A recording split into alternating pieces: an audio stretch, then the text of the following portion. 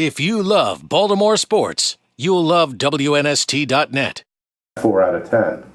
That's just the average. So Heap's on this webpage for Kinney's Cause. This is a friend of Dennis, correct? A friend of both of ours, a gal in their family, and I couldn't remember the name of her, what she's battling, but it's called CVID, Common Variable Immune Deficiency, and that's why I couldn't remember the name. So is the swabbing? But it's very rare, and we had probably, there was 50 to 100 people there that all swabbed for this event, so... Now, is swabbing all the same? If the DNA is the same? Swabbing's all the same, yeah. Again, So you are in the registry? you're in the registry. So apparently I'm in the registry. Oh, good. Todd Heap's already. See that? Todd Heap's already is over. Perfect. See? And he didn't even know. See, he flew all the way in here. Good work. I figured if there's a nice cause, you must be involved in it. Before I get back to the leukemia thing, and just one thing on football and on Baltimore for you. We're going to go grab a crab cake down at Box Hill when this whole thing's over. And when you get on a plane and come here, and you said your wife would like to be on the plane with you and come here, what do you miss the most about here? And when you think about being here, because you're only here a couple days a year now, and you got 5 Rugrats, as you said. Getting back here is difficult to do, although you try a couple times a year. But when you think of the times here, what made it unique and special for you? I mean, it's everything about Baltimore kind of has a nostalgic feel. You come here, you have kind of a small town community feel. Everybody's part of the same community. You get that sense of community. You go to a lot of other places and everything's spread out, everything's far apart. There's so many other things going on, but you get that sense of community here. That's one thing that we miss. We miss, coming back, seeing so many people that we met and that we became lifelong friends with. And so you come back and you see all the things and all the good memories. And we just have so many fond memories of the 10 years that we were here. When your kids grow up in a certain area, and when you can remember, the first time they walked, the first time they took a shot at the basketball hoop, the first time they sledded down a hill, which doesn't happen in Arizona. So all those things, you come back and you love the feel of it. We enjoyed it so much. We enjoyed living here. We enjoyed being part of the community. We enjoyed the people. We enjoyed just the feel, the sense that you get when you come here. I guess you enjoyed Flack and Pittis so much that you kind of hang out on vacation with them once a year. Just some thoughts about Joe and Dennis and what the Ravens fans have to look forward to in 2014, because the Super Bowl is a little bit of an afterglow now. You get smacked around in that 8-8 year. Dennis has this horrible injury. Joe didn't have a great year in a lot of ways. The team wasn't great offensively. Well, they struggled offensively, and I think that's where they're going to have to build back. Defensively, there's kind of always this attitude with the Ravens that doesn't matter who the guys are or anything. They've got the players, but they've always got this attitude and this almost arrogance that we're gonna stop whoever they put in front of us, which is awesome to have. The offense has been building that, and it's gotten better and better over the years. Obviously, last year was a down year, but I feel like Joe has the personality that. And it's the same way in the huddle from series to series. He doesn't let the last play affect the next play. And last year he threw some interceptions, but ask Joe, he doesn't care about the last play or the last game or the last season. And that's what I love about him, is his ability to look forward, his ability to think of what's coming next. And you need that in a quarterback. You need that in a quarterback, not only a quarterback, but a cornerback. They need to have that short memory that they're always looking forward. It's an awesome trait to have, to not look back, not think about what happened in the past. It's something my dad's always told me. Once you make a decision, don't look back, look forward, and just take it whatever comes in front of you on. With Joe, you got him at sort of the tender age. He comes in from Delaware. He's thought to be maybe not. You get to meet him. You play with him beginning. How much have you seen him change, or his personality change, or do you think it's just... It's funny because his personality hasn't changed a whole lot. I mean, he had that same... I saw those same things in his first year.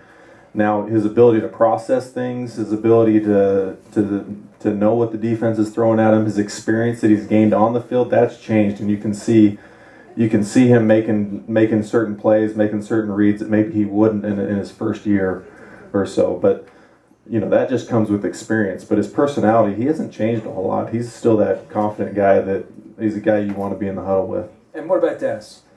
Dennis, I mean, I saw his potential from the first year he was with the Ravens, and I've always thought highly of him. I've always thought he was going to be a great player in the NFL.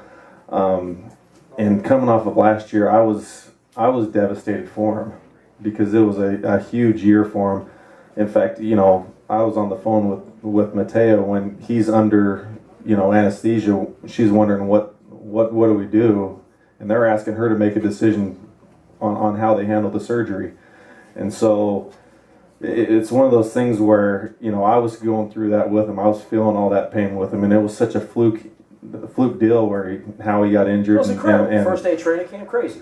But testament to Dennis is how he came back from that. You know, he battled. He did everything possible to get back on the field. He battled through last year and even played well toward the end of the year, which warranted the extension that he got. So the Ravens obviously believe in him. Obviously believe in him. I believe in him. So I think you got two good players to start with right there, and you got a lot of good things to build off of with the offense. We've had a pretty awesome night up here in Aberdeen. I really want to thank Todd. I mean, it came as a shock to me when I reached him a couple weeks ago. He's like, "Oh, I'm coming into town in 2 weeks. You want to do something?" I said, "Sure. We'll call Steve up here." So before I do anything more, I want to get Paul from the U.S. Army up here. He's got a presentation he wants to make to Todd Heap here. Paul, last name's Cottrell, yeah? Yeah. Oh, wow. Okay. So, in the tradition of the United States... Let's do this on the mic. Let them have your set there, Eric. That way everybody can hear him. There we go. We need to amplify the Army is what we need to do. How you doing, sir? I'm good. Good to meet you. So, in the tradition of the United States Army, you know, leaders give out coins to people for doing, you know, things above and beyond what they normally do.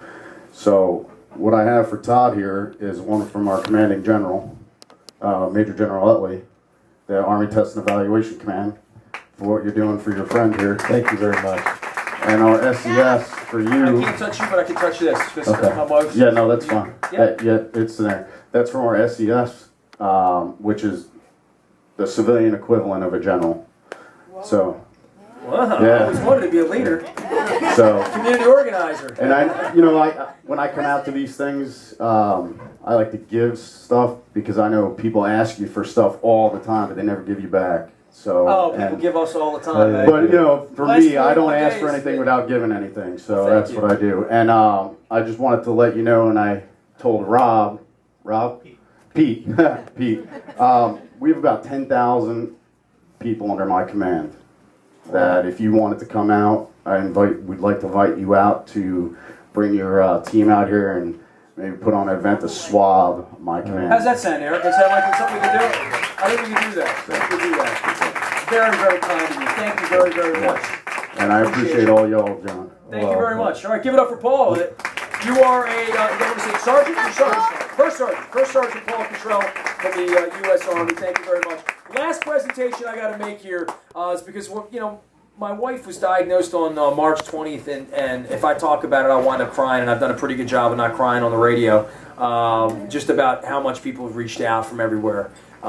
First off, a great group of friends of ours in the back here in the red. Scott's here. I see Kevin. I see Julie. I see Terry. I see Candace. I see Joe. I know Jen was here and Alex. And I hope I didn't miss anyone. But we have a group of angels that are getting together to swab for all these events. And they're some of the best people that I know, the highest integrity people. These are my all-stars, my rock stars. They've all come out on behalf of my wife. And give them a round of applause.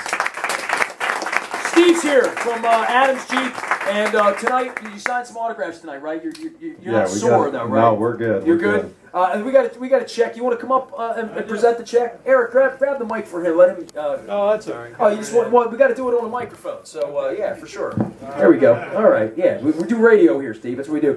Steve Michaels. He's the proprietor, the owner, the first sergeant of Adams Jeep. Listen to it. This is Tell them what we got tonight. We actually going to present a check for $2,500 for your foundation. All right, there it is. Wow. There's my hero.